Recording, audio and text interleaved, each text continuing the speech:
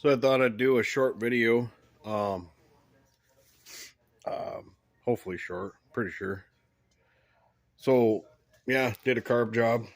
This is the kind of stuff that I used to try to, explain to some customers and other people. You done quoted the job already. Um, and then when I seen them, I had a feeling, but and that always explains your feeling when you have it all done. It's all coded. Really no big deal. Because I have the parts to fix it. Because this is one of them units to where good carburetor. It's just a 600 vacuum secondary. What a pretty abundant carburetor, but the problem is with like these are what they call economy line kind of carburetors. It's internally adjusted by the tab, like the old school stuff with the float. Which kind of sometimes in theory, if some of the stuff is in good shape, it's kind of nice for the user. Then you're losing the three different seal points. You have the O-ring on the adjustable needle seat, and then the nut and screw gasket. But it's always my luck when you get it all done, put it together, and think, okay, all I got to do is run it. Then you throw fuel pressure to it. Yeah. So it's a complete mess. And what's funny is both top ones are doing it, and then the side ones, of course. The most common a lot of times are the spread bore stuff, but once in a while you run into these, and like I said, they're kind of user friendly in the sense that the operator or the guy that has it on his engine or whatever doesn't really have to worry about a whole lot of things. But and the problem is you can fix these, but essentially what it is when they cast these bowls, they cast extra material that's taller in a sense, for lack of a better word.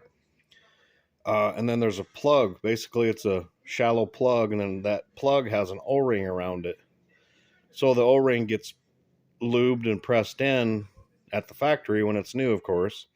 And then you put it under a press with a die that has the shape, and then you form that material around that to retain that plug inside in that bore.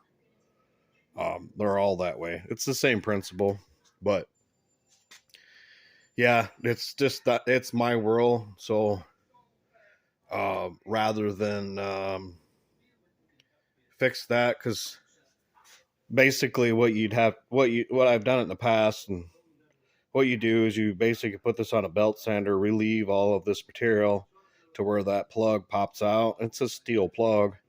You replace that O-ring, push it down in, and then you have to epoxy on top of it, because the O-ring's doing the sealing. The epoxy is just retaining the plug.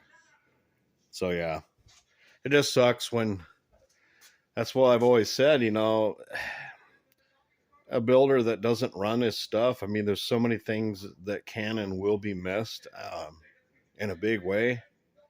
But, I mean, there a lot of my stuff has been, kind of shit talk on, certain things. Oh, well, he don't have this or he don't have that. Well, I could say the same thing about others. So, but I don't. I'm getting to the point where I don't care, but I just do my thing and move on. So, I think that that was an interesting video that I'd like to post, and yeah, just go show you the results. Like I said, now I have to internally replace the bowls on my end. Have to bead blast, recoat everything, take it all apart. I have to supply needle and seat, and then it's up to me whether I reflect that to the customer price or not, because I've already quoted them, and then well, why is it so much? Well, I could show you actual proof and explain it to you what I ran into.